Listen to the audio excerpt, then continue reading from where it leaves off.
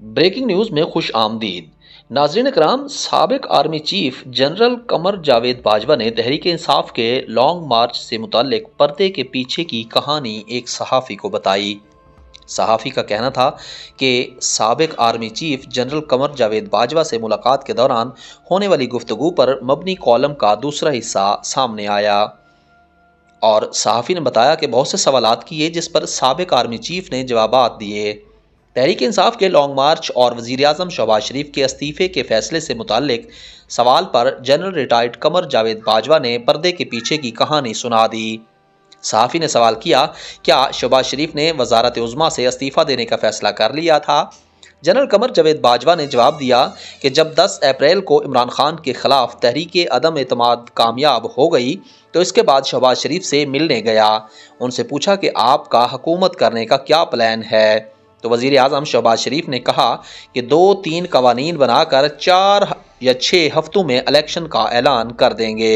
میں بھی یہی چاہتا تھا کہ انتخابات ہوں اور اگلی حکومت فریش مینڈیٹ کے ساتھ فیصلہ کرے، لیکن ISI کے لوگوں کی بات ہوئی تو مولانا فضل الرحمان اور آصف علی زرداری دونوں چاہتے تھے حکومت 1.5 سال پورا کرے۔ اس کے علاوہ 10 اپریل کے بعد جنرل فیض حمید نے مجھے مسلسل 2 چیزیں کہنا شروع کر دی تھیں، ایک یہ کہ آپ الیکشن کروا کر جائیں، دوسرا عمران خان آپ سے ملنا چاہتے ہیں، ان سے ملاقات کر لیں۔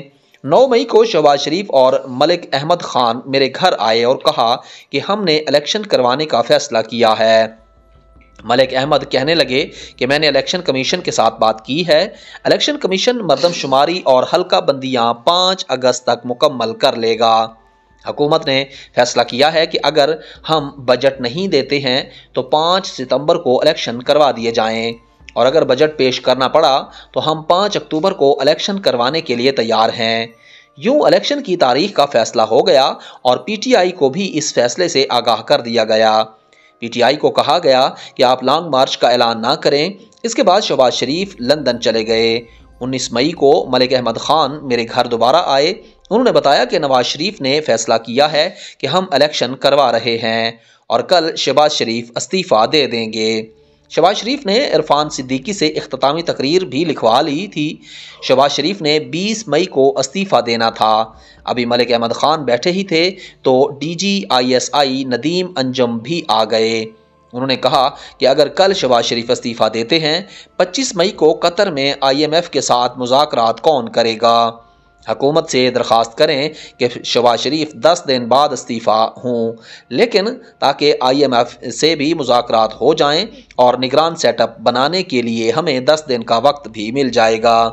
ملک احمد خان نے جواب دیا کہ میاں نواز شریف فیصلہ کر چکے ہیں کہ کل شہباز شریف استعفیٰ دے دیں گے، تو اس سلسلے میں ان سے بات نہیں کر سکتا، بہتر ہے کہ آپ بات کریں یا DG ISI بات کریں۔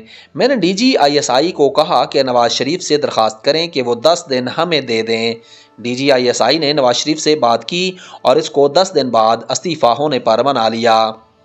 یہی بات DG ISI نے شاہ محمود قریشی، پرویز خٹک اور اسد عمر کو بتا دی اور کہا کہ آپ لانگ مارچ کا اعلان مت کریں، لیکن ان تینوں احباب نے کہا کہ عمران خان نہیں مان رہے۔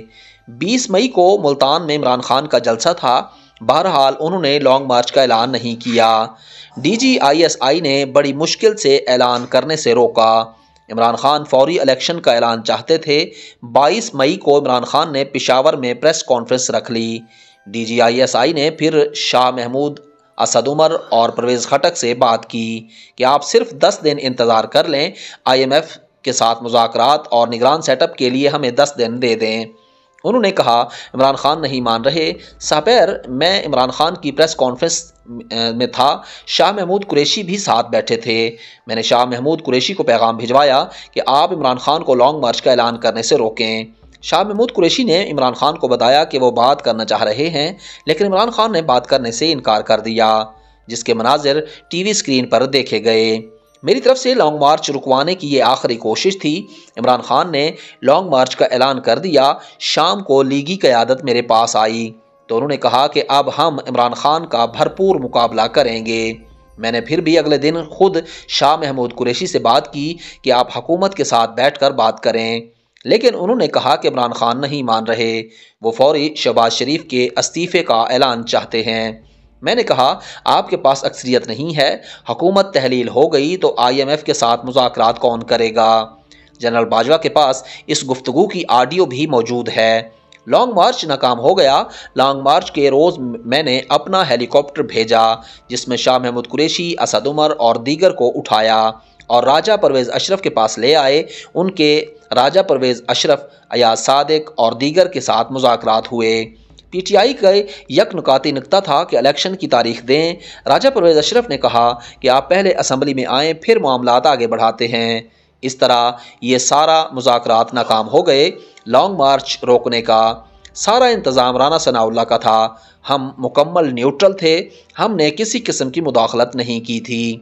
رانا ثناءاللہ لانگ مارچ روکنے میں کامیاب ہو گئے تھے۔ بریکنگ نیوز میں اب تک کے لیے اتنا ہی۔